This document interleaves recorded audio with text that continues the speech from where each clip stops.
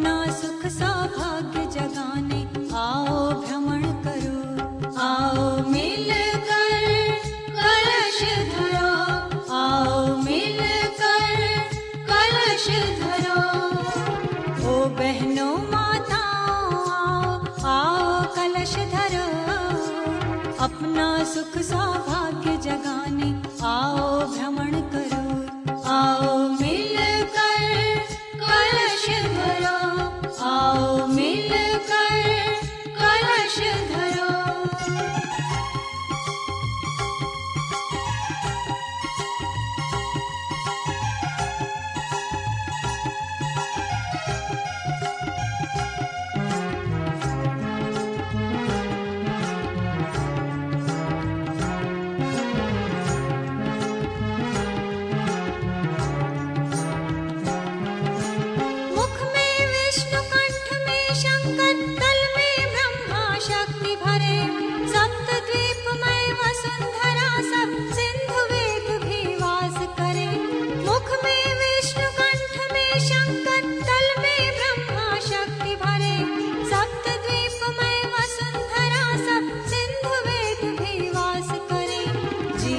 धन्य बनाने आओ, आओ कलश धरो। दुर्गा शक्ति जगाने आओ, आओ कलश धरो। आओ मिलकर कलश धरो। जीवन धन्य बनाने आओ, आओ कलश धरो। दुर्गा शक्ति जगाने आओ, आओ कलश धरो। आओ मिलकर कलश धरो, आओ मिलकर कलश धरो।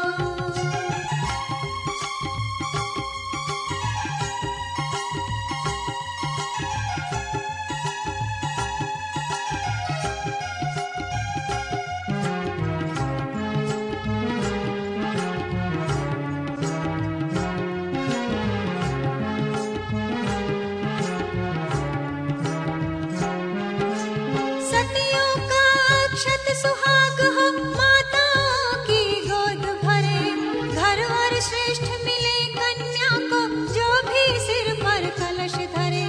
सतियों का अक्षत सुहाग हो माताओं की गोद भरे, घर और श्रेष्ठ मिले कन्या को जो भी सिर पर कलश धरे। सब मिल भाग्य जगा लो अपना, आओ कलश धरो। अपना सुख सौभाग्य जगाने आओ भ्रमण करो।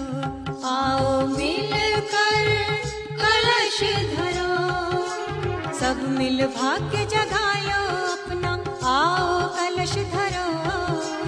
अपना सुख सौभाग्य जगाने आओ भ्रमण करो। आओ मिलकर कलश धरो, आओ मिलकर कलश धरो।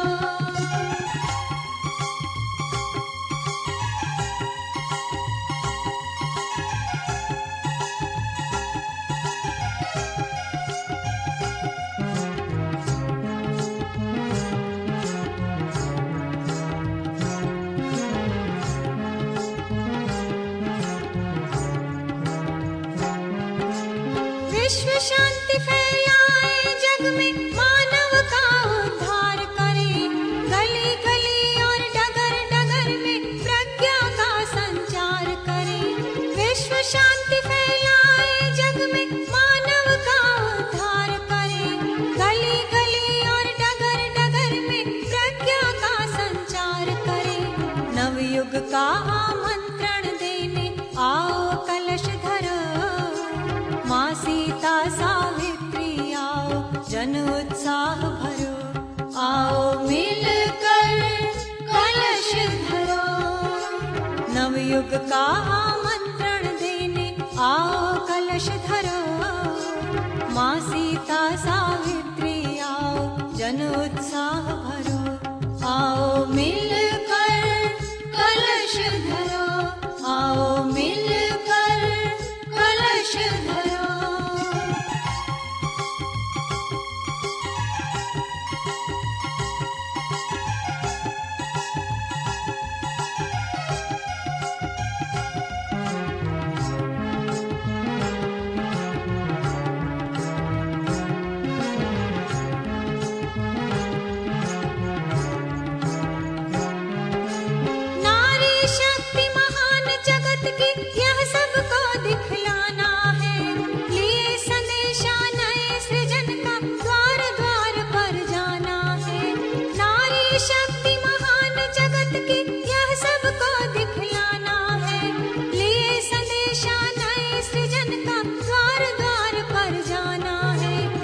धारा से जुड़ो देवियों, नवयुग सृजन करो, अपनी सोई शक्ति जगाओ, युग निर्माण करो।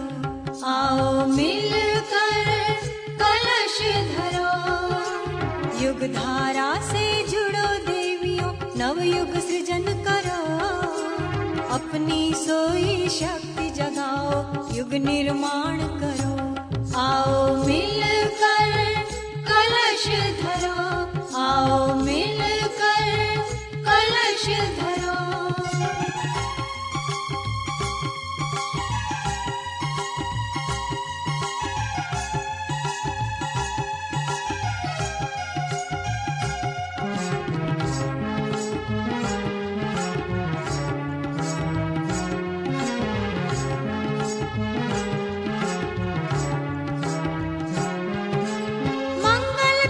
शीश धरा जीवन यात्रा सफल करे, सद्बुद्धि सद्ज्ञान जगा कर मन में अति उत्साह भरे। मंगल कलश शीश धरा जीवन यात्रा सफल करे, सद्बुद्धि सद्ज्ञान जगा कर मन में अति उत्साह भरे।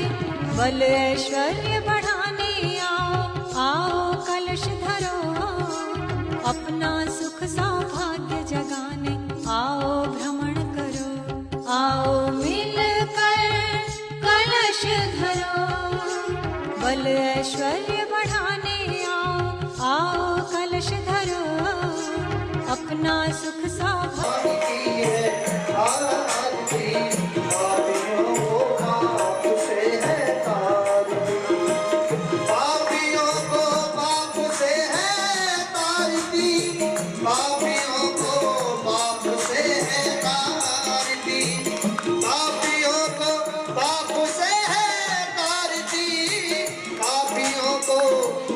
से है आरती, श्री भागवत भगवान की है आरती, करो आरती।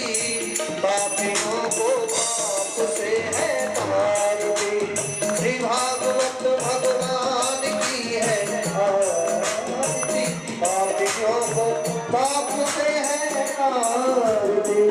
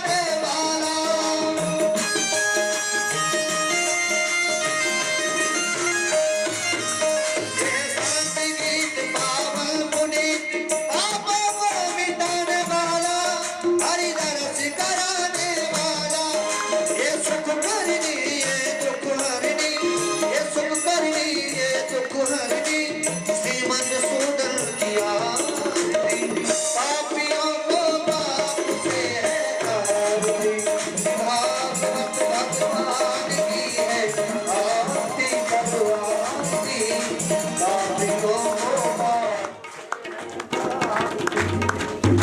पेश करते हैं।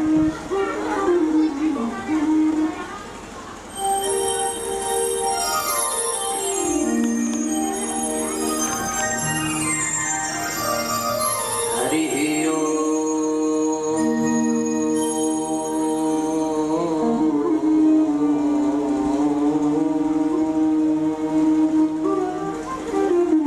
नमः परस्मै पुरुषाय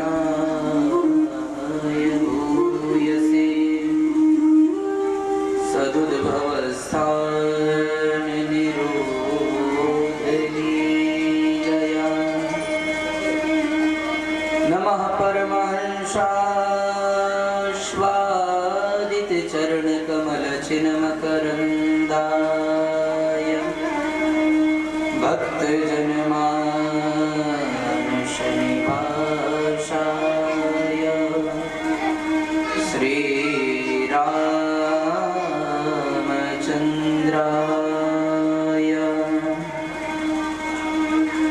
हरिः ओम्। अच्छञ्जोराव्रणीमहे गातुं जज्ञाय गातुं जज्ञपदये दैवी स्वस्तिरस्तु नः स्वस्तिर्मानुषेभ्यः ऊर्ध्वं जिगातु भेषजं सन्नो अस्तु द्विपदे चतुष्पदे शाण्डिल्यावयवंशवारिधिबुधुं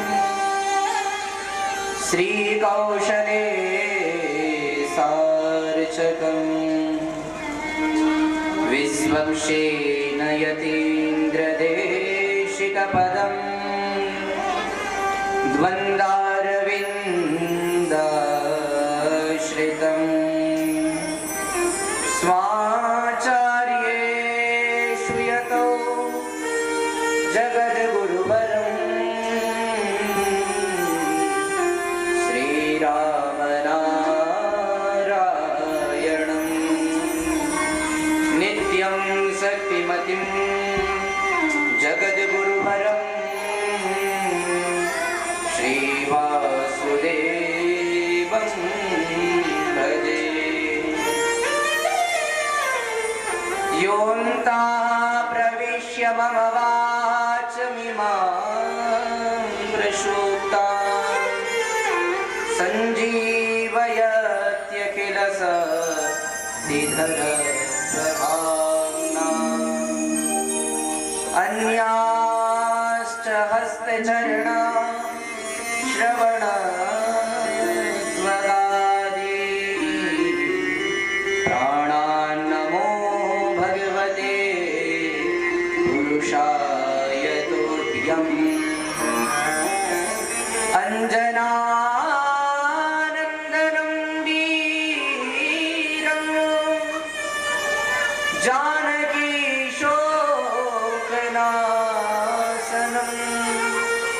कपीसमक्षहन्तारं वन्दे लङ्काभयङ्करम् नारायणं नमस्कृत्य नरं चैव नरोत्तमम् देवीं सरस्वतीं व्यासं ततो जयमुदीरये। जय जय श्रीराधारमण जय जय नवल किशोर जय गोपी चितचोर प्रभु जय जय माखन चोर। बोले बाल कृष्ण भगवान की श्री वृंदावन बिहारी लाल की श्री राधा रानी सरकार की सच्चिदानंद रूपाय विश्वोत्पत्त्यादि हेतवे तापत्रय विनाशाय श्री कृष्णाय वयं नुमः।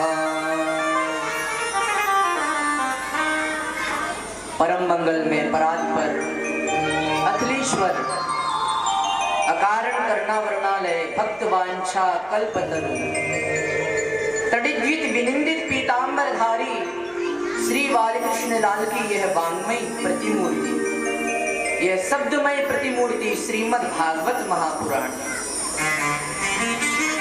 श्री राधा रानी जी के चरणों में इस दास का बारंबार प्रणाम।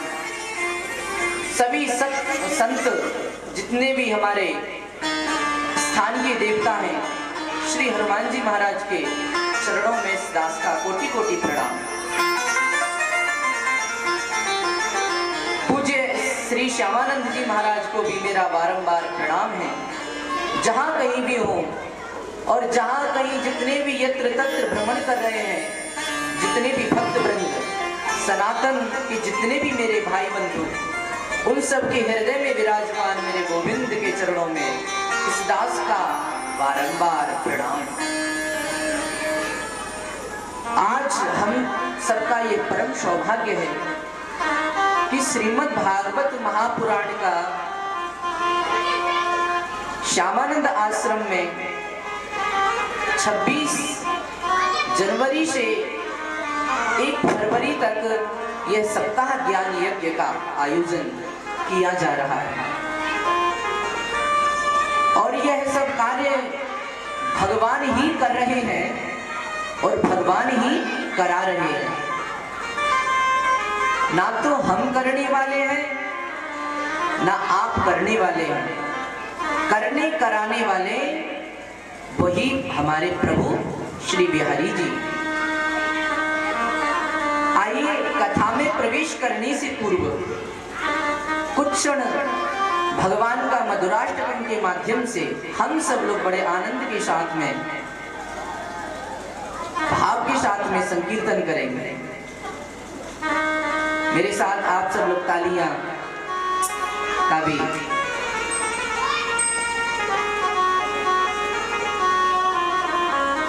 अधरम मधुरम वदनम मधुरम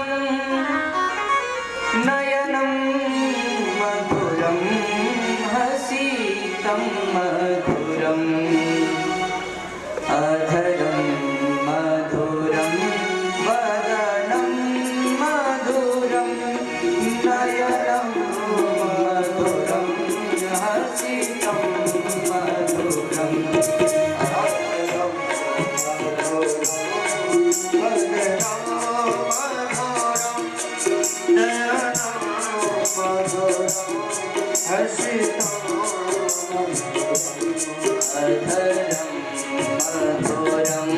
वदनम मधुरम नयनम मधुरम हसितम मधुरम हृदयम मधुरम गमनम मधुरम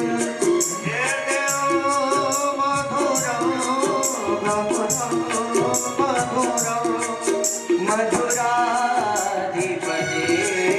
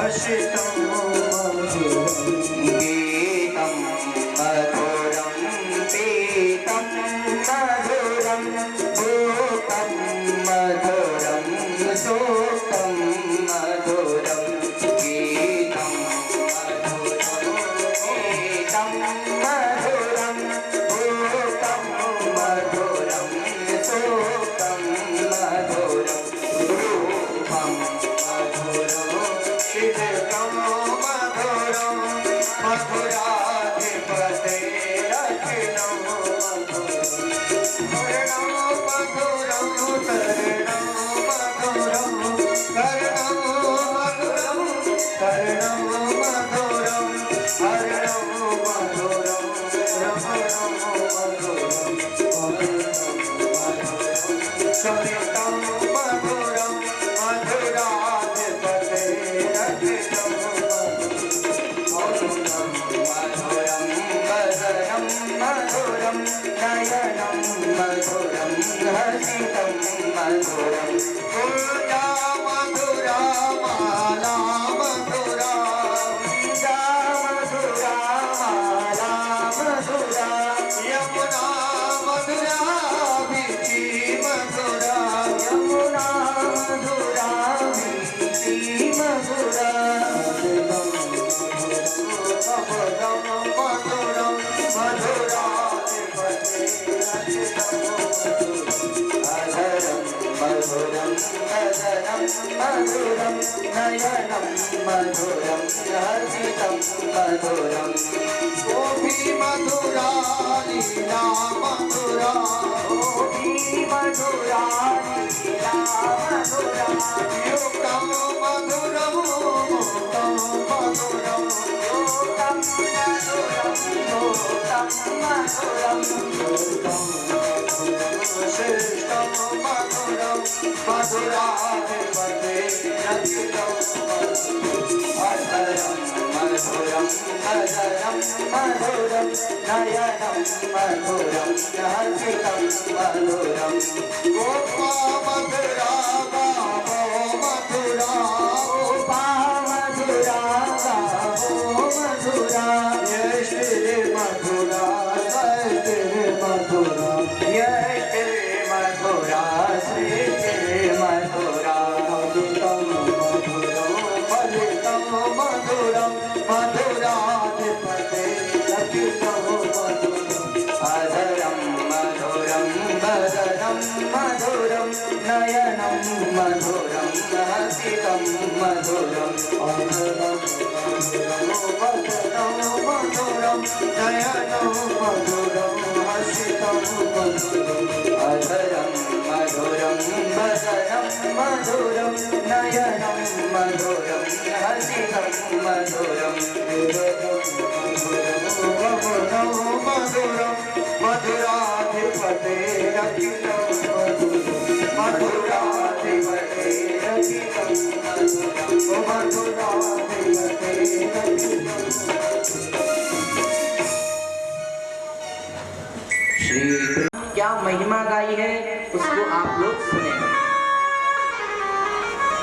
सच्चिदानंद रूपाय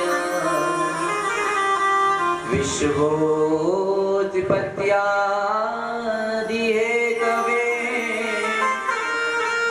तापत्रय विनाशाय श्रीकृष्णाय वयं नमः।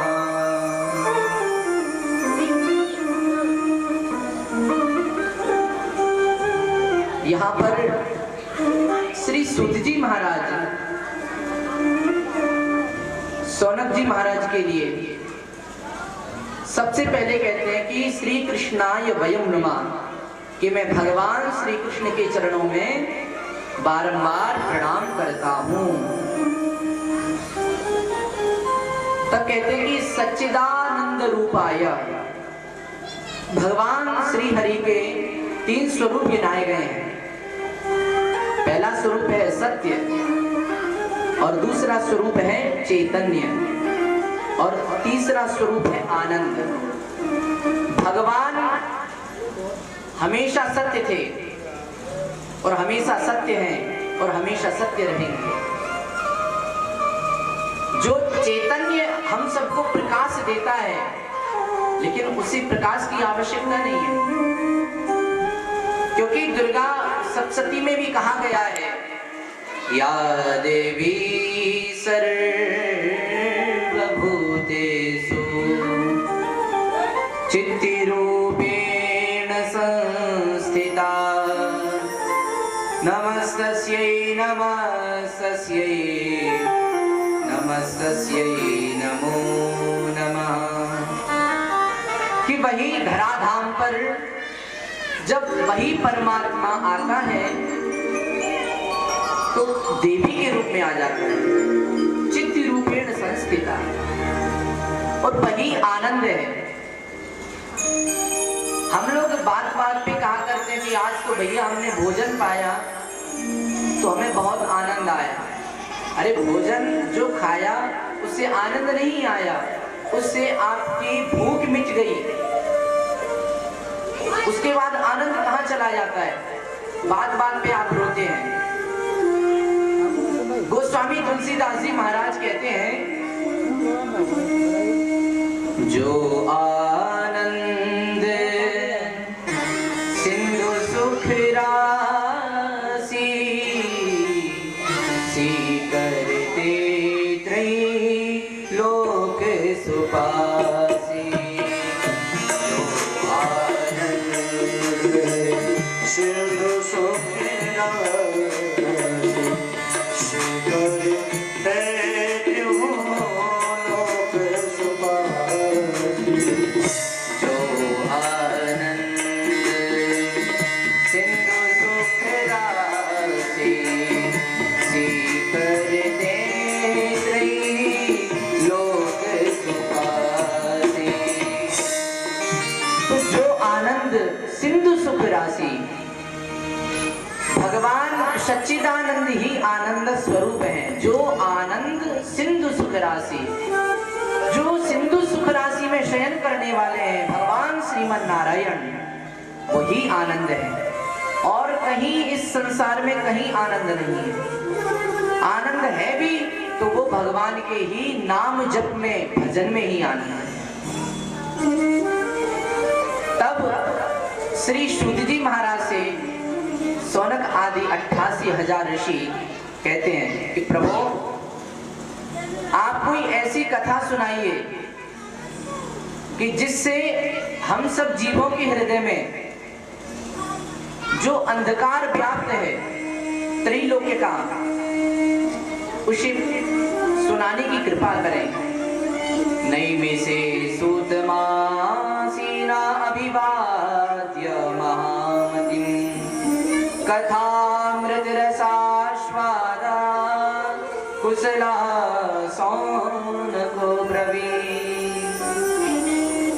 श्री सौनक जी जो ऋषिगण हैं, वे आयु में श्री सूत जी महाराज से 10,000 वर्ष बड़े हैं, फिर भी अनभिज्ञ बन करके बैठे हैं। क्यों? कथामृत रसास्वादा कुशला सौनको ब्रवीत, कि ये कथामृत के ऋषिक हैं। और जो कथामृत के ऋषिक होते हैं, भावुक जन होते हैं, वे भगवान की कथा कहीं भी हो दौड़े दौड़े और भागे भागे चले आते हैं। आज श्री सौनक जी सूत जी से प्रश्न करते हैं कि कैसे हम अपने अंदर जो आश्री वृत्ति पैदा हो रही है, हम जो दुखों से क्लेशों से आक्रांत हैं, उन सबका कैसे कल्याण होगा। तब वो कहते हैं, चिंतामणिर्लोक सुखम सुरद्रु स्वर्ग संपदम प्रयच्छति गुरा प्रीतो वैकुंठम योगी दुर्लभम। कि किसी को चिंतामणि मिल जाए तो चिंतामणि के सामने जिस वस्तु की चिंता करेगा, चिंतन करेगा, तो उसी वस्तु को प्रकट करके दिखा देगी। और लोक सुखम, सारे लोक की सुखों को आपके पास प्रस्तुत कर देगी। सुरद्रु स्वर्ग संपदम, और कहते हैं कि कल्प वृक्ष जो कल्प वृक्ष है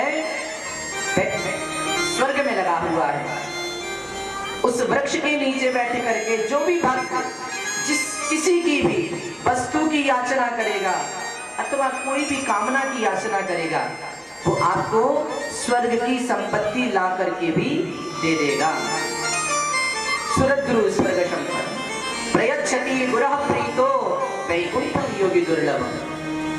तब हाथ जोड़ करके सौनक आदि ऋषि श्री सूत जी से कहते हैं कि आपके ऊपर गुरुदेव भगवान की विशेष कृपा है, आप कैसे भी करके ऐसा कोई मार्गदर्शन करें जिससे कि हम सब लोग भगवान के भजन में लग जाएं। हमारे अंदर जो काल रूपी व्याल है उसका कैसे समन होगा। काल व्याल मुखग्रासा त्रास निर्नाश हेतवे श्रीमद् भागवतम शास्त्रम कलो कीरेण भासितम कीरेण सुकेन भासितम। कि तोता वही बोलता है जो उसे सिखाया जाता है, लेकिन यहाँ पर श्री सुखदेव जी महाराज कीरेण सुकेन भासितम काल व्याल मुखग्रासा। संसार में हमें सबसे बड़ा डर है मृत्यु का, सबसे बड़ा डर है मृत्यु का, मरने का। भय प्रत्येक प्राणी को भयाक्रांत रखता है। आज सबसे बड़ा आश्चर्य बताते हैं सूत जी महाराज कि मृत्यु से बचने का उपाय क्या है। सोनक जी ने पूछा, तब उन्होंने कहा है कि आप सुकेन भासितम, जो कलिकाल में श्री सुखदेव जी महाराज ने ये पावन संहिता तैयार की है, इसका श्रवण करके निश्चित रूप से सबका कलमश धुल जाएगा, यानी सबके पापों का शोधन हो जाएगा। आज श्री सूत जी महाराज सौनक जी के लिए यह कथा सुना रहे हैं, कथा सुनाते हैं। और यहाँ पर परीक्षित जी महाराज, श्री परीक्षित जी महाराज को श्री सौनक जी महाराज सुनाते हैं कथा। परीक्षित जी महाराज को भय था मरने का, क्योंकि ब्राह्मण के पुत्र जो हैं, समीप पुत्र श्रृंगी ऋषि ने उन्होंने श्राप दिया था, तो उनका श्राप होने लगा था 7 दिन में मरने का। अब श्री सूत जी महाराज कहते हैं कि आइए उस कथा को आप सब लोग सुनिए। सुधा कुंभम गृहीत्वैवा देवा सत्र समागमन। कि तोता वही बोलता है जो उसे सिखाया जाता है। तो श्री सुखदेव जी महाराज में जगत में कल्याणकारी भागवत रूपी वर प्रदान करने वाले हैं।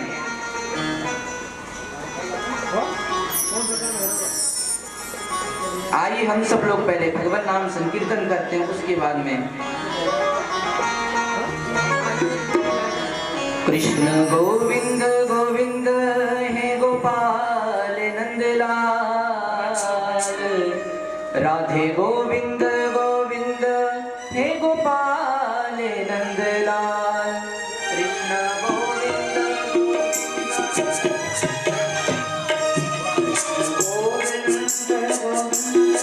हे गोपाल नंदलाल, कृष्ण गोविंद गोविंद हे गोपाल नंदलाल, कृष्ण गोविंद गोविंद हे गोपाल नंदलाल, राधे गोविंद गोविंद हे गोपाल नंदलाल, कृष्ण गोविंद गोविंद हे गोपाल नंदलाल, राधे गोविंद गोविंद हे गोपाल नंदलाल, कृष्ण गोविंद हे गोपाल नंद लाल राधे गोविंद गोविंद हे गोपाल नंद लाल कृष्ण गोविंद गोविंद गोपाल नंद लाल राधे गोविंद गोविंद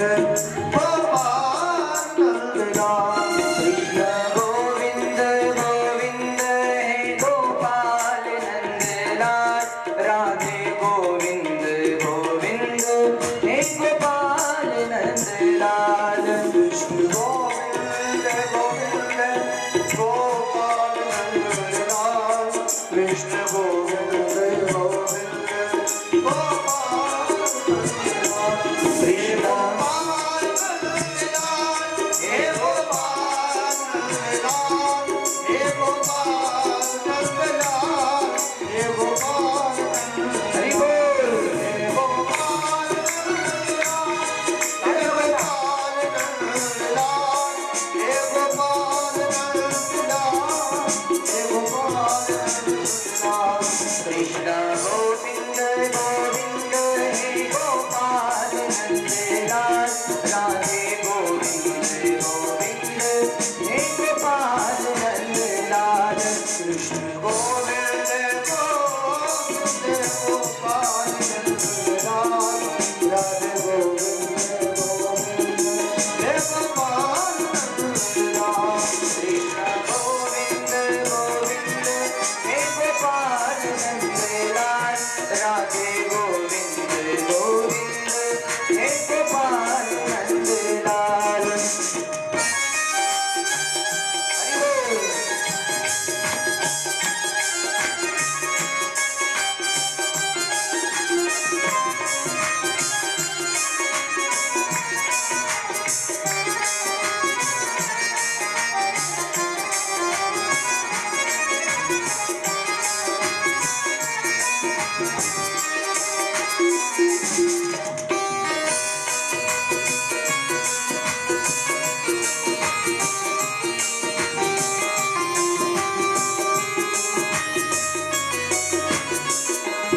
राधे गोविंद गोविंद हे गोपाल नंद लाल कृष्ण गोविंद गोविंद हे गोपाल नंद लाल गोविंद गोविंद हे गोपाल नंद लाल राधे गोविंद गोविंद हे गोपाल नंद लाल यशोदानंद गोपाल हे गोपाल नंद लाल गोपाल नंद लाल मेरे प्यारे नंद लाल कृष्ण गोविंद गोविंद हे गोपाल नंद लाल राधे गोविंद गोविंद हे गोपाल नंद लाल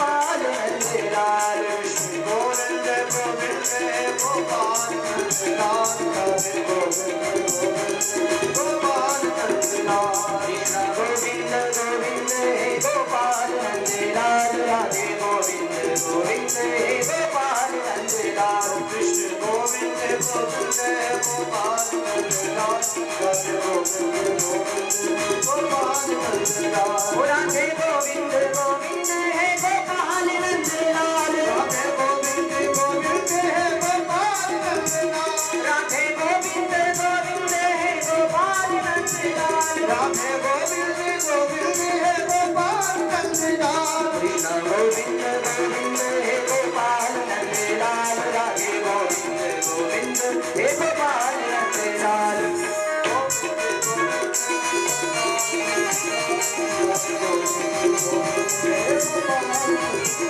कृष्ण गोविंद गोविंद है गोपाल नंदलाल राधे गोविंद गोविंद है गोपाल नंदलाल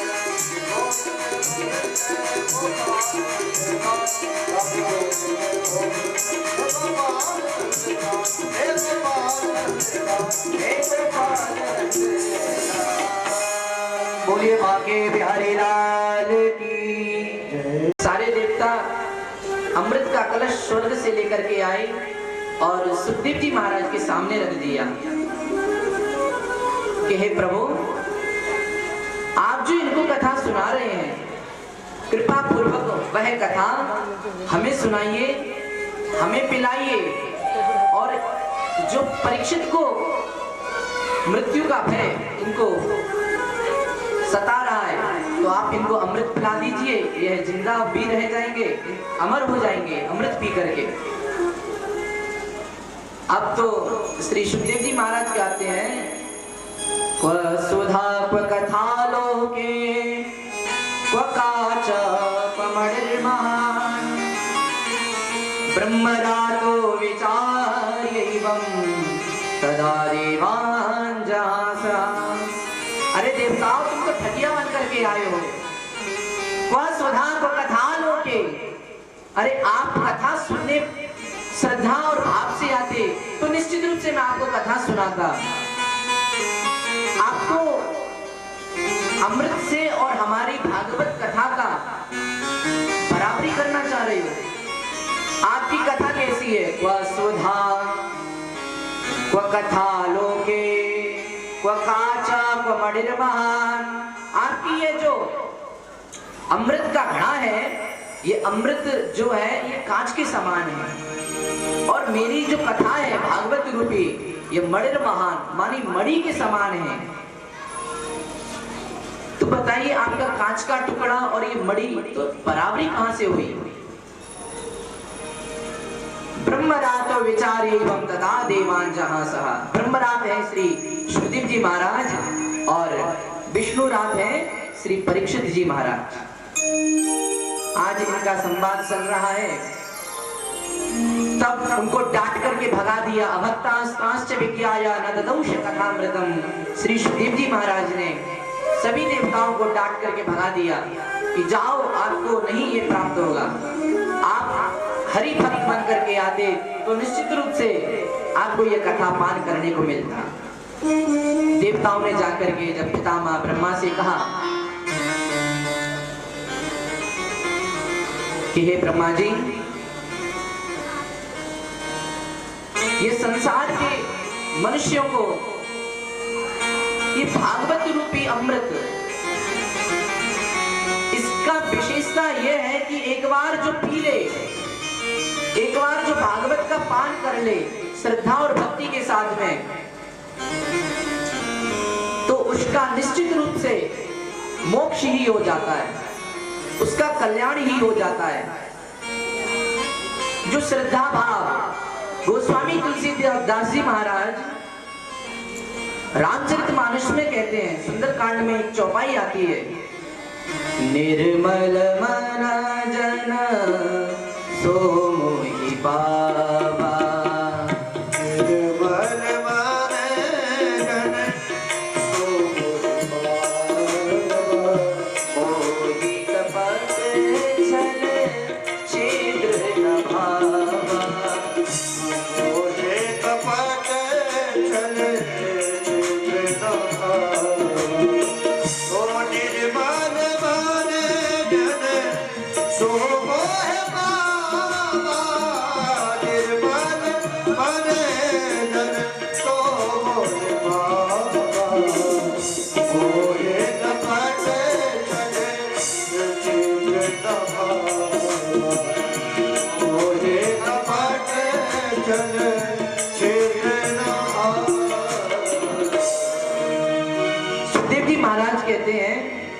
कि इन देवताओं ने निर्मल मन बना करके नहीं आए, इनके अंदर कपट था कि मैं अपना अमृत दे दूंगा और यह मुझे भागवत सुना देंगे।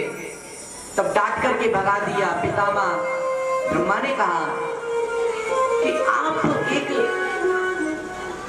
बात याद रखिएगा जो मैं बता रहा हूं, कि जो भागवत रूपी अमृत, हरि कथामृत जो है, जो परीक्षित को पिला रहे हैं, वह अमृत परीक्षित जी महाराज पी करके अमर होते हैं। क्या होता है पहले ये देखिएगा। प्राज्ञो मोक्षं तथा वीक्ष्य पुराधा कापि विस्मिता सत्यलोके तुलां बद्ध्वा तोलयत् साधनांजया। पितामह ब्रह्मा ने कहा कि एक तराजू लेके आओ। तराजू लेके आए गए सभी देवता और सारे ग्रंथ उस पे रख दिए। 17 पुराण, 6 शास्त्र, 4 वेद रख दिए और एक तरफ भागवत जी को विराजमान कर दिया।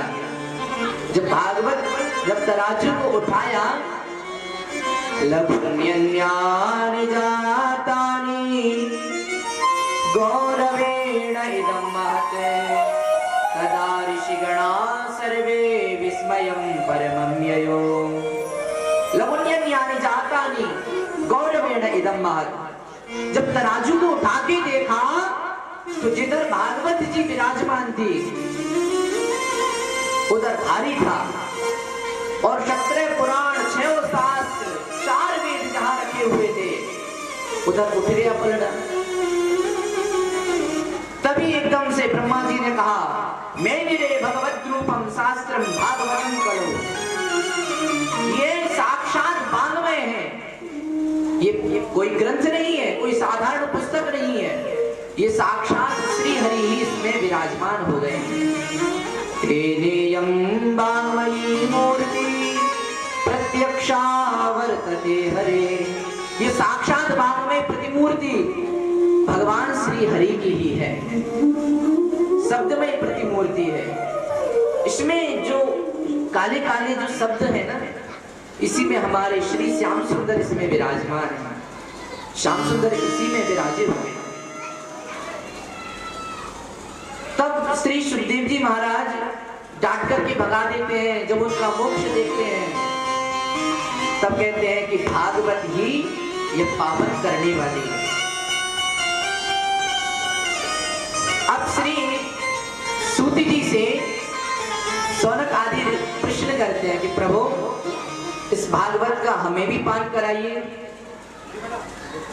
और इस भागवत को सुनने से क्या लाभ है और इसको क्यों सुनना चाहिए और किसने सुना और कहां सुना, इसका भी महत्व बतलाइए।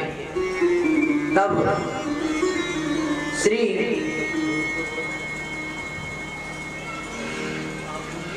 नारद जी महाराज ने सबसे पहले श्री भक्ति महारानी एवं ज्ञान वैराग्य के माध्यम से भागवत की कथा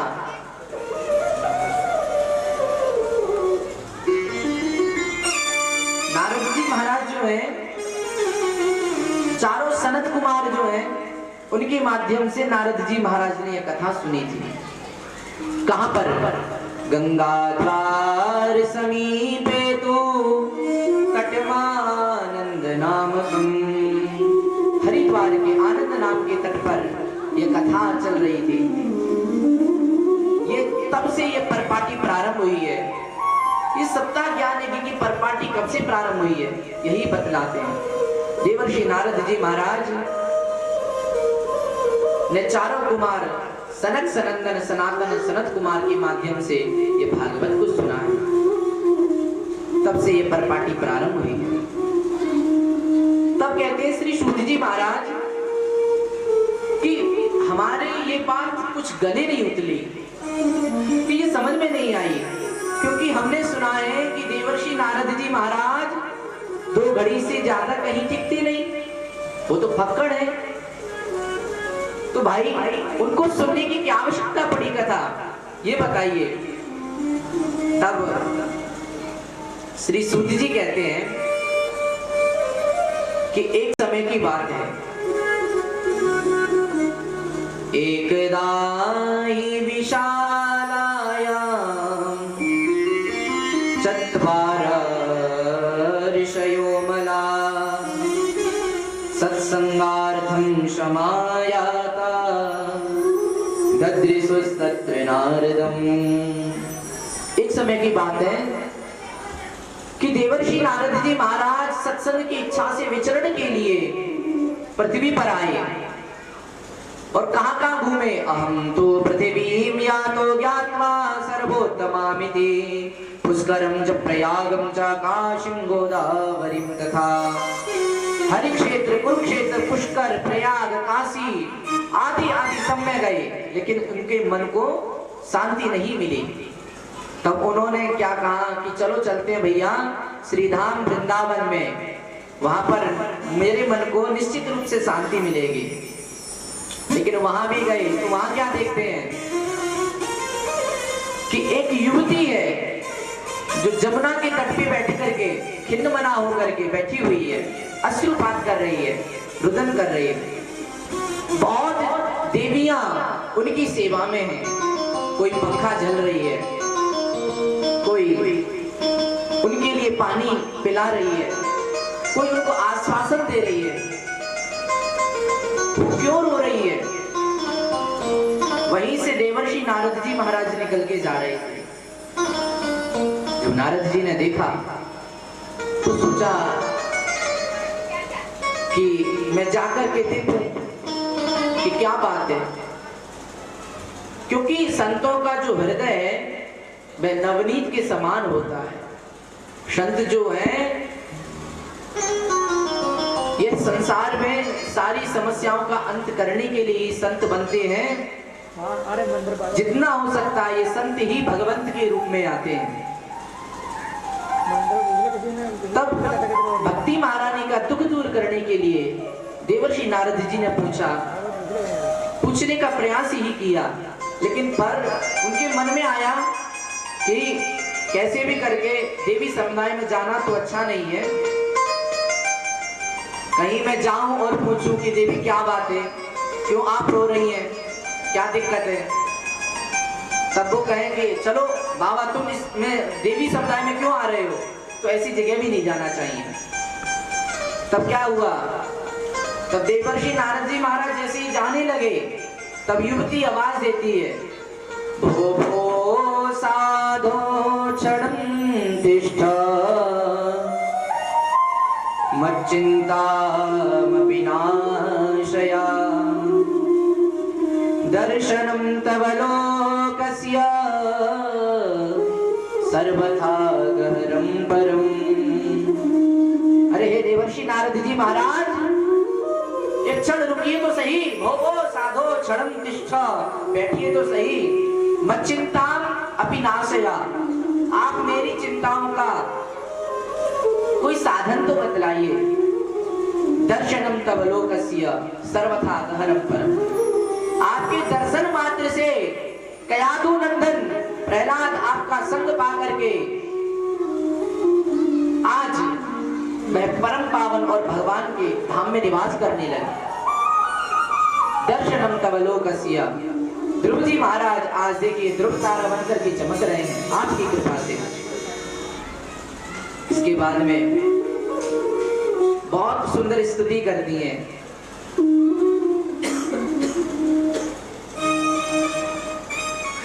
तब देवर्षि नारद जी महाराज भक्ति महारानी से पूछते हैं कि देवी तुम कौन हो। तब अपना परिचय देते हैं, अहम भक्ति ख्याता इमौ मे तनयो मतो ज्ञान वैराग्य नामानो काल योगे नजर चरो। कि हे भक्ति महारानी आप अपना परिचय दीजिए। अहम भक्ति ऋति ख्याता इमो में तनयो मतो। तो भक्ति महारानी कहती है कि मेरा नाम है भक्ति और ये मेरे जो पास में दो बुड्ढे पड़े हुए हैं जिनके कारण मुझे इतना दुख प्राप्त हो रहा है। तब देवर्षि नारद जी महाराज पूछते ये कौन है? तब वो कहते हैं कि ये मेरे दोनों पुत्र हैं। तो उनका नाम बताती हैं कि एक का नाम है ज्ञान और एक का नाम है वैराग्य। इसके बाद में देवर्षि नारद जी महाराज जब एक ही क्षण में सारी समस्याएं भक्ति महारानी के समझ जाते हैं तो तुरंत प्रयास करने के लिए दौड़ पड़ते हैं। कहाँ के लिए?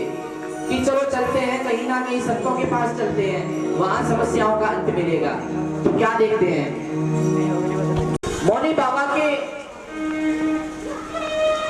आश्रम से जब देवर्षि नारद जी महाराज निकल रहे थे तो वहां इतना शोर हल्ला हो रहा था।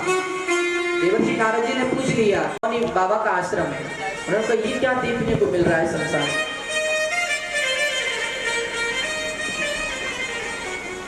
दूसरी रास्ता से निकले वृंदावन में तो एक आश्रम में बहुत बच्चे थे।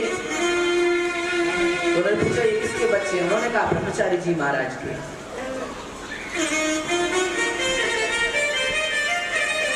अब ये सब स्थितियां देख करके देवर्षि नारद बहुत ज्यादा अपने मन में खिन्न हो रहे हैं कि क्या किया जाए, कैसे भक्ति महारानी की चिंता को नष्ट किया जाए। तब संतों के गुण गाने लगी भक्ति महारानी कि प्रभु कैसे कि आपकी कृपा से ही कयाधुनंदन प्रहलाद जी महाराज परम पावन हो गए। ऐसी कृपा मेरे बच्चों के ऊपर भी करो। तब जाते हैं और जाकर के सीधे बद्री विशाल आश्रम मानी बद्री नारायण धाम में पहुंच जाते हैं। देवर्षि नारद जी महाराज वहां चारों भैया मिलते हैं, सनक सनंदन सनातन और शनुज कुमार। एक बार प्रेम से बोलेंगे राधे राधे। आवाज नहीं है, एक बार और जोर से राधे राधे। तब बद्री विशाल धाम में चले जाते हैं। तब वहां पर चारों भैया भी वहीं से आ रहे होते हैं। तब खिन्न मना होकर के देवर्षि नारद जी महाराज पसीने में लथपथ होते हुए पूछ लेते हैं कि कथम ब्रह्मण दीन मुखा कुतश्चिंता तुरो भवान त्वरितं गम्यते कुत्र कुतश्चागमनन्तवा। कि हे नारद जी महाराज आप कहां से भागे हुए आ रहे हो? कथम ब्रह्मण दीन मुखा, आपका मुख ऐसा लग रहा है जैसे गतिवित्तो यथा जना, किसी कंजूस का धन लुट गया हो, कोई लुटा के ले गया हो, चोरी करके कोई ले गया हो। आप तो महाकृपण की तरह से जा रहे हो, कहां से आ रहे हो, कहां जा रहे हो, कुछ तो बताओ। तब वो कहते हैं कि भैया मैंने बहुत जगह सत्संग और जिस दवाई से ज्ञान और वैराग्य ठीक हो जाए, जब तेरा नाम लिया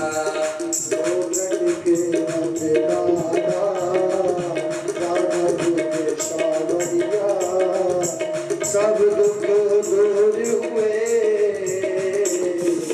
जब तेरा नाम लिया। ओ ब्रज के नंद लाला श्री राधा जी के सांवरिया, सब दुख दूर हुए जब तेरा नाम लिया। ओ सब दुख दूर हुए, जब तेरा नाम लिया। बोल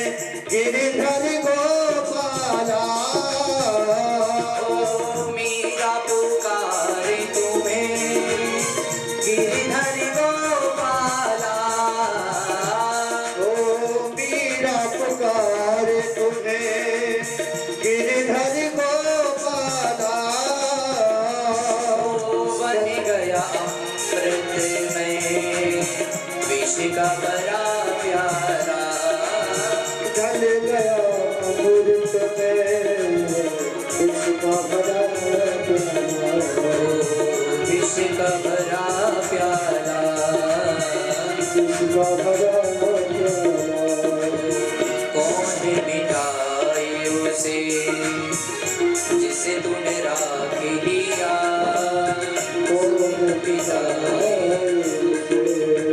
जिसे तूने राख लिया सब दुख दूर हुए जब तेरा नाम लिया ओ ब्रज के नंद लाला राधा जो के सांवरिया सब दुख दूर हुए जब तेरा नाम लिया ओ सब दुख दूर हुए जब तेरा नाम हरि लिया बोल तालियों का साथ देते हुए बोल बाके बिहारी लाल की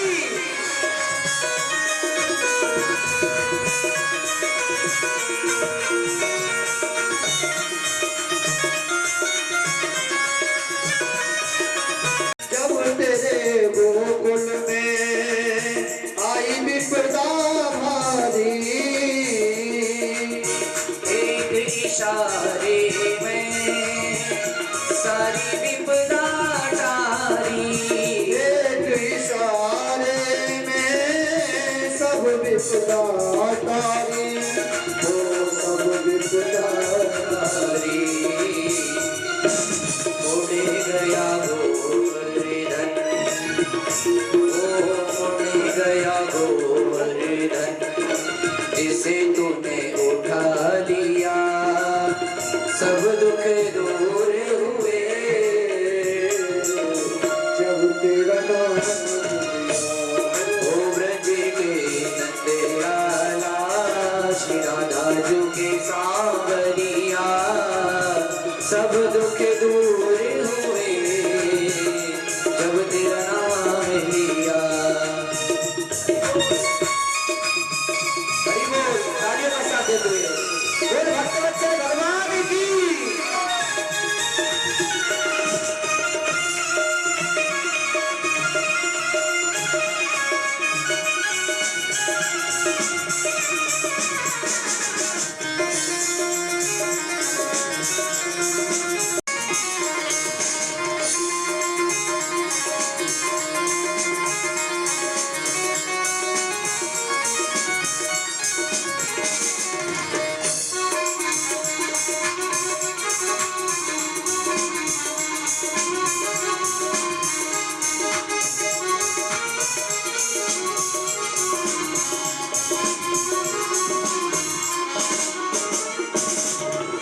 नैनों में श्याम बसे मन में बनवारी नैनों में श्याम सुध विसराई गई मुरली की धुन प्यारी मुरली की धुन प्यारी मेरे मन मंदिर में दास रचाओ रसिया मेरे मन मंदिर में रास रचाओ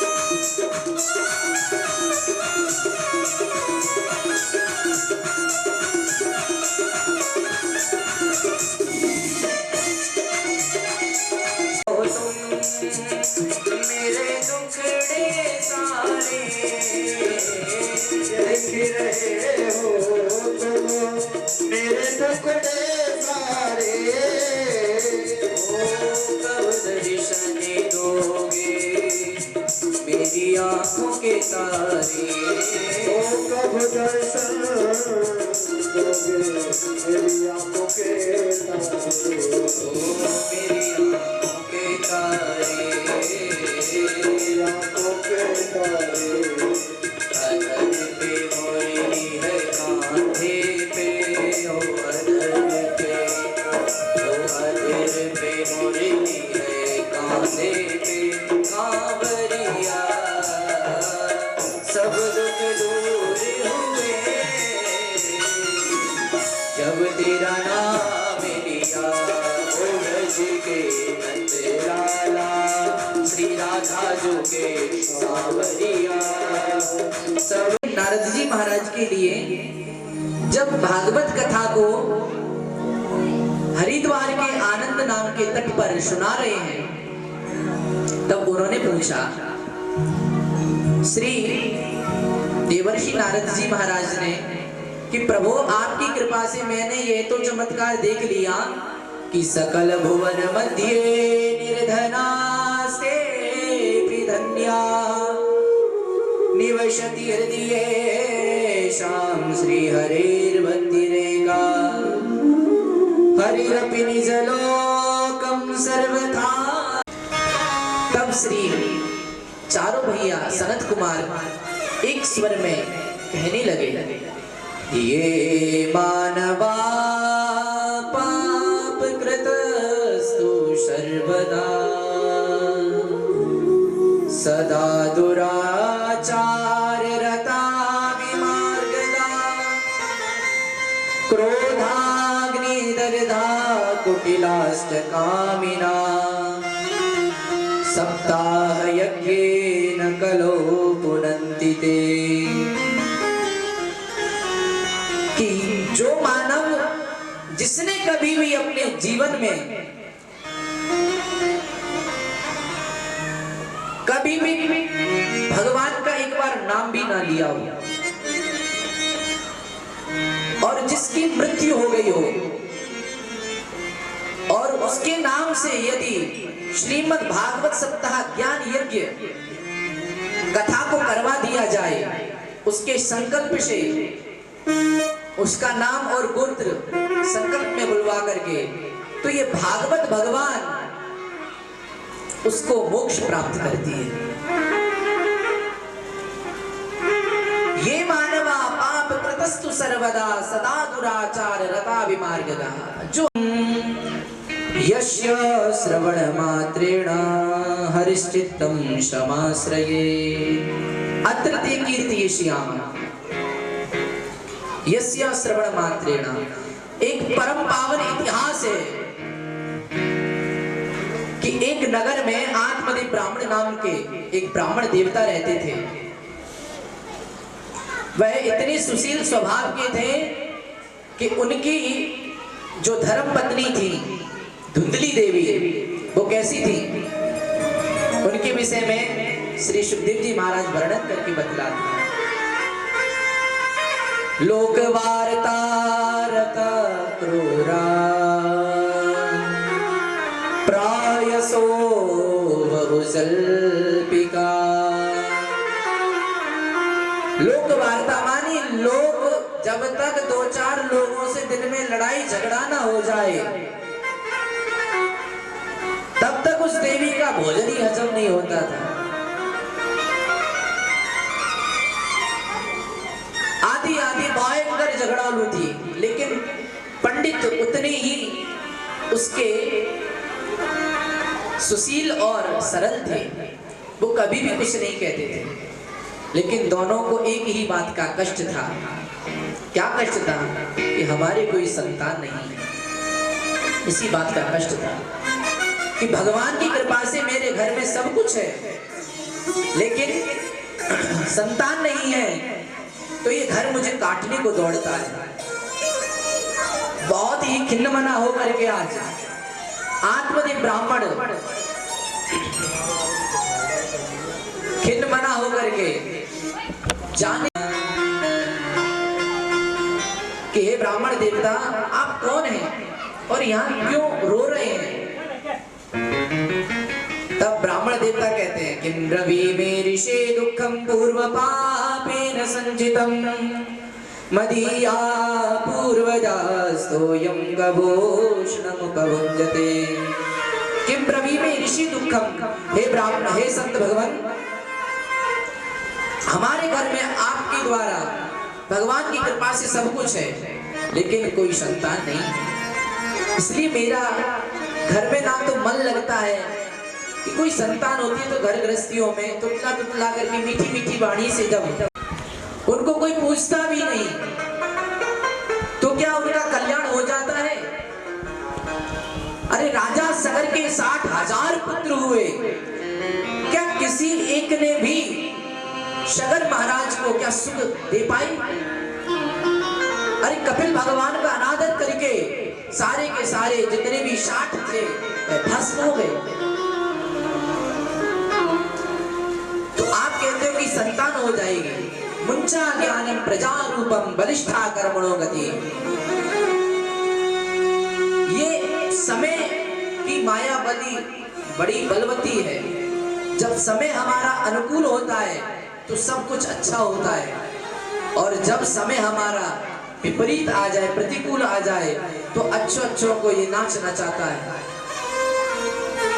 जिसके जीवन में भजन होता है वो गिरते गिरते हुए भी बच जाता है, क्योंकि उसके लिए कोई ना कोई सूत्र भगवान के रूप से उसे दिख जाता है। जिसने कभी भी भजन नहीं किया होगा जीवन में, भजन सबका सार है। हम लोग वृंदावन में रहते हैं और एक ही बात कहते हैं कि रमण रे त्यो नहीं हो पाती है। चिंता का मतलब एक इच्छा शांत नहीं हो पाती है, उससे पहले ही दूसरी इच्छा प्रकट हो जाती है।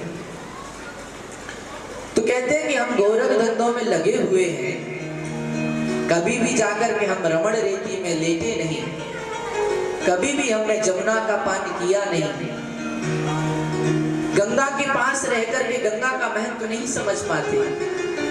ये जीव बहुत अभागे हैं। गोस्वामी तुलसीदास जी महाराज कहते हैं रामचरितमानस में, पूछो रघुपति कथा प्रसंगा, पूछो रघुपति कथा प्रसंगा, सकल लोक जग पावनी गंगा, सकल लोक जग पावनी गंगा, पूछो रघुपति कथा प्रसंगा, पूछो रघुपति कथा प्रसंगा, सकल लोक जग पावनी गंगा। सकल लोक जग पावनी गंगा। ये सकल लोक मानी ये लोक का कल्याण करने के लिए बोला। अरे सुनती हो देवी जी? धुंधली दौड़ती हुई आई। क्यों जी, क्यों चिल्ला रहे हो? तो उन्होंने कहा कि देवी फल ले, ये फल लेके आया हूं मैं। तब वो देवी कहती है, क्या ये मैंने फल वो खाए नहीं आज तक? चिल्ला तो ऐसे रहते जैसे मुझे 9 लाख का हार लेके आए हो आप, इतनी तेजी से चिल्ला रहे थे। उन्होंने कहा ऐसा वैसा फल नहीं है, ये संत की कृपा से मिला है। अब धुंधली तो भाई उतर की कैंची से कहते हैं ना कि जहां सुमति तहां संपत्ति नाना, और जहां कुमति तहां विपत्ति निदाना। जहां सुमति होती है वहां संपत्ति आती है। संपत्ति मानी संपन्न नारायण स्मृति। जहां संपत्ति का मतलब है, सुमति का मतलब है भगवान की कृपा, और कुमति का मतलब है जहां पे विचार आए अनेकानेक इधर उधर के मन में, और ये कुदरत की कैंची काटती रहे कथाओं में कि पंडित जी कैसे लग रहे हैं, साउंड खराब है या कैमरा खराब है, धुंधली है।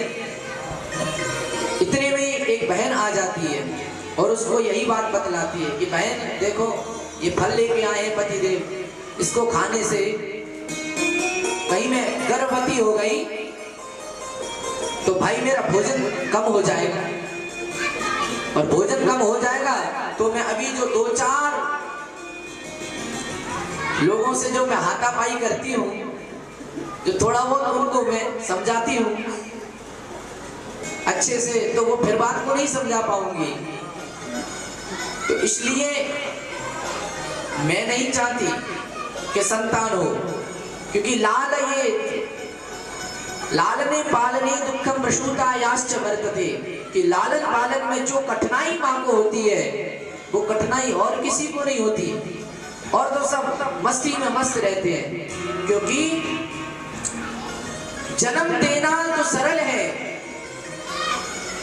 मां देवकी ने भगवान श्री कृष्ण को जन्म दिया,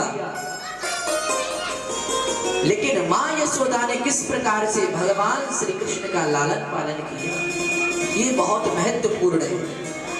मां यशोदा एक एक बातों को बहुत गौर से जब अपने वृंदावन धाम में सोचती है कृष्ण के विषय में, तो बात बात में उनके अश्रु निकलने लग जाते हैं कि मैंने कृष्ण को किस प्रकार से माखन मिश्री खिलाई थी, किस प्रकार से मैंने उसको अपना स्तनपान कराया था, दुग्धपान कराया था। आज वो मेरा आंखों का तारा वो मुझे छोड़ के चला गया। जब इस प्रकार से विलाप करने लगती है, कोई कहते हैं ना कि हम लोग कितने भी बड़े हो जाएं, लेकिन माता पिता से कभी भी उर्ण नहीं हो सकते। माता पिता जो है, कितनी भी हम उनके लिए सामग्री, कितना भी पैसा धन दे दें, तब भी नहीं पूर्ण हो सकते। माता पिता जन्म के दाता, माता पिता है आप कर्म के दाता है। आज आत्मदेव धुंधली को कहते हैं कि देवी भगवान का भजन किया करना और शुद्ध और पवित्रता से रहना। आज धुंधली रह रही है और फल नहीं खाया, वही फल एक गाय को खिला दिया। उसकी बहन ने आकर के उसका और माथा खराब कर दिया कि कहां क्यों बाबा बैरागियों के चक्कर में पड़ती है, ये फल फूल खाने से कहीं बेटा बेटी नहीं होते। इस फल को तो अपने गाय को खिला दी, इतने वर्षों से बंधी हुई है, भाई इसके बछड़ा हो जाएगा। अब वो फल बहन के कहने से गाय को खिला दिया। इसके बाद जब धुंधली ने कहा कि अब मेरी संतान कैसे होगी, तब वो कहती है देख बहन, मेरे घर में खाने के लिए कुछ नहीं और तेरे घर में खाने वाला कोई नहीं। इतनी संपदा है, सब कुछ है, खाने के भंडार भरे पड़े हैं। कालांतर में जब और जिस गाय को फल जो खिलाया था उसके भी बहुत सुंदर बच्चा हुआ, दोनों का नामकरण संस्कार हुआ। गोकर्णा पंडितो ज्ञानी धुंधकारी महाखला। जो गाय से उत्पन्न हुए थे उनका स्वरूप कितना एकदम सुंदर है, साक्षात भगवान के समान है वो। उनके जो नेत्र हैं, उनकी जो स्वरूप का वर्णन किया है, त्रिमासी तिरगतेनाथ, 3 मास में जब नामकरण हुआ है तो एक का गोकर्ण नाम रखा गया। जो गौ से उत्पन्न हुए थे उनके कान जैसे गाय थे गोकर्ण जी महाराज के, तो उनका नाम गोकर्ण रखा गया है। बोलिए गोकर्ण जी महाराज की। और धुंधकारी महाखला, धुंधकारी समय बीतता गया, ये महाखला, खल का मतलब यही होता है सीधा सा कि जो खाए और लड़े, जो सिर्फ खाए और लड़े और दूसरा कोई काम ना करे, वही खल है। तो ना जाने इस गांव में भी कितने खल होंगे जिनमें और कुछ काम तो नहीं होता होगा, सिर्फ खाते होंगे और लड़ते होंगे। तो जहां तक श्रीमद् भागवत कथा की उनके कर्ण पुटों में मानी कानों में आवाज पहुंच रही होगी, मैं तो यही कहूंगा कि भगवत कृपा से उन सब का कल्याण हो, कैसे भी जीव से ही। सिया राम माया सब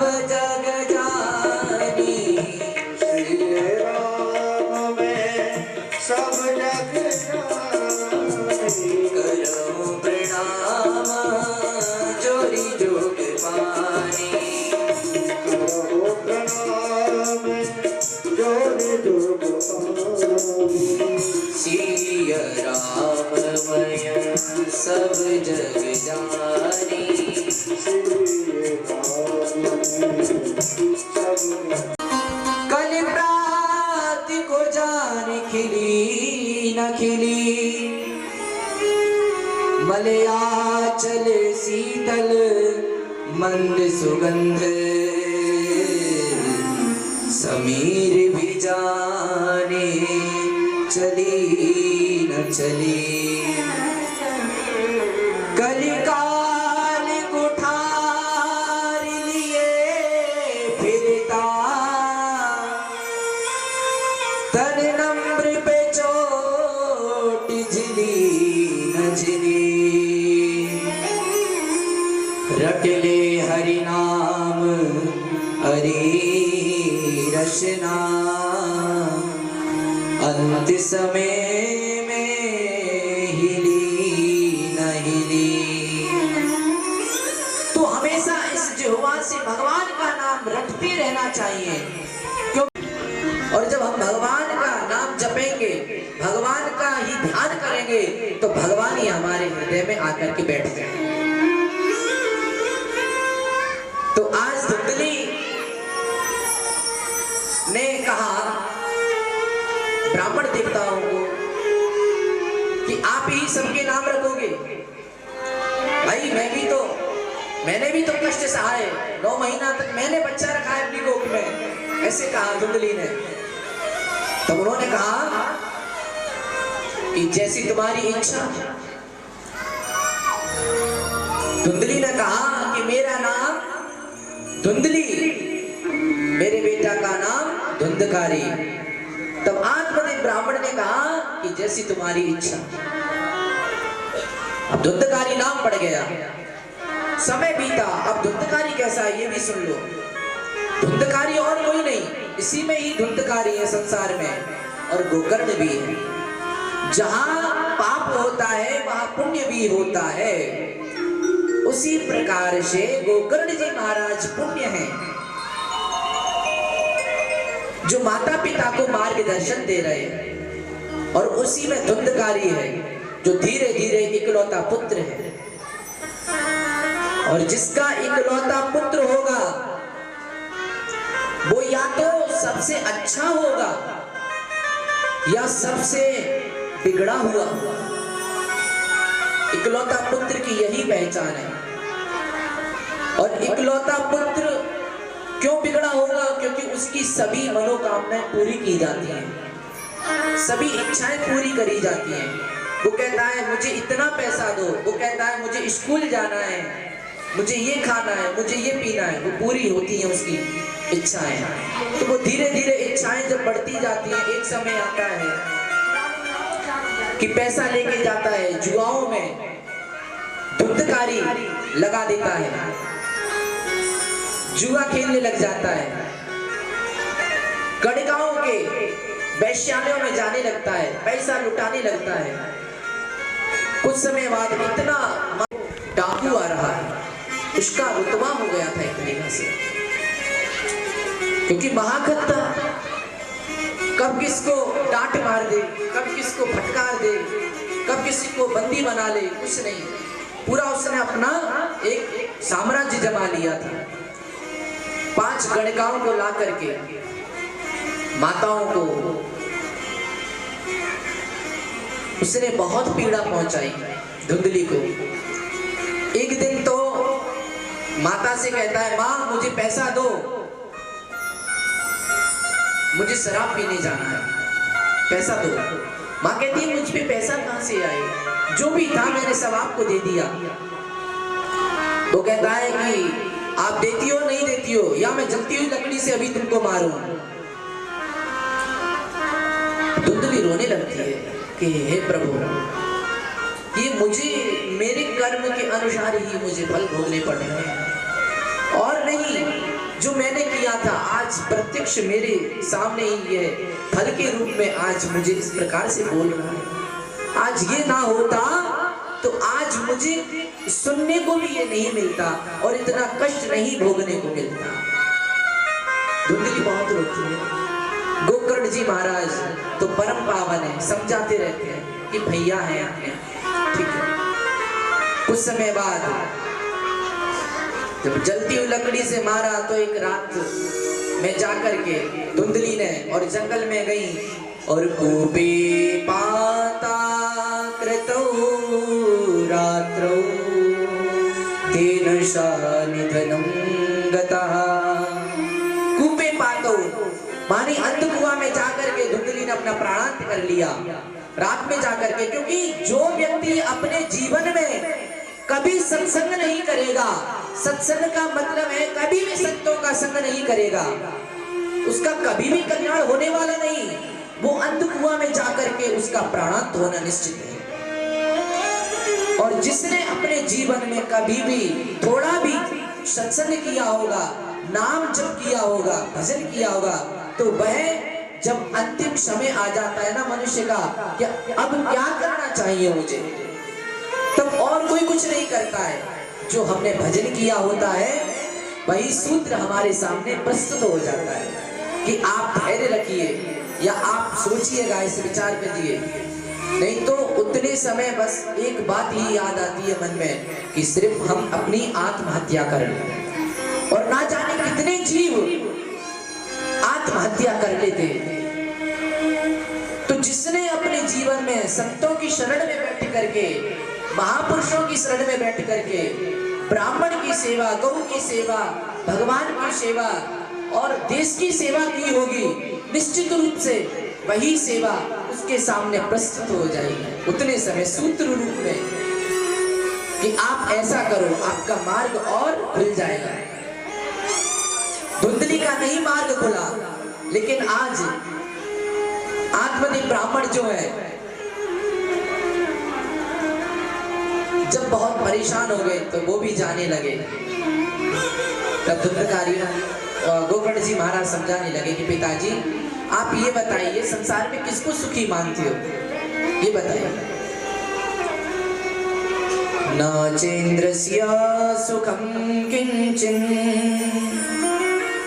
न सुखं चक्रवर्तिना सुखमस्ति विरक्तस्य मुनिरेकांत जीविना। बोल भक्त वत्सल भगवान